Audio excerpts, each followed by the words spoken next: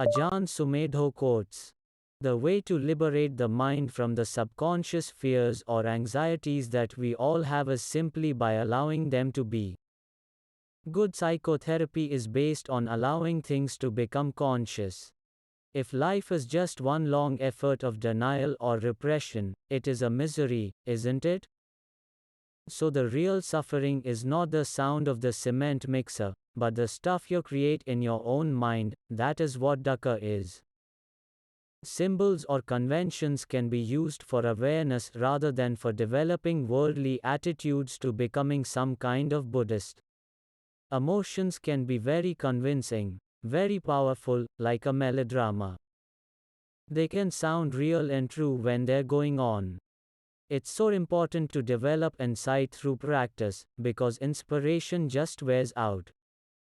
The real challenge lies in just being able to integrate awareness into the most ordinary things, into the mundane realities of daily life, into the most unimpressive aspects of what we do every day. This is being aware is a continuum. It's not so easy, it does take patience. One suggestion of how to maintain awareness is to have a sense of humility or simplicity. These things help. You don't have to achieve anything, get any great insights, attain any high stages, purify yourself, get rid of your evil thoughts, or anything at all. We can have loving kindness for our dislike of the way it is, so we are not even criticizing ourselves for being critical. As soon as you think you understand Dhamma better than anyone else, you immediately fall back.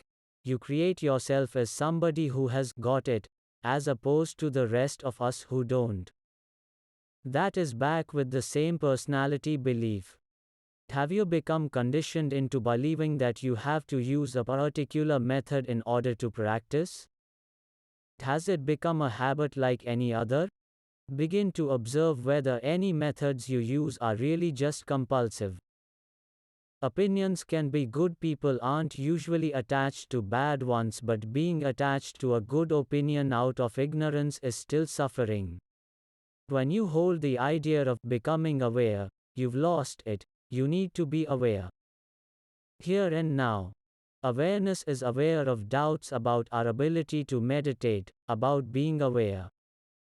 Awareness is aware of wondering what stage we are at or what we have attained, or whether we are just hopeless cases.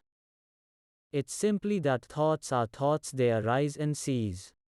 If I try to get rid of bad thoughts, I create aversion as well as the desire to get rid of them. Realize that the world is going to be this way, that there is always going to be something you don't like. Because of guilt and tendencies towards negativity, you feel you are never good enough no matter how hard you try. The secret to the world peace is to make peace with the world as it is. That which is aware of anger, isn't angry. Something trusting themselves means trusting their views, opinions or thoughts. But that isn't it, is it?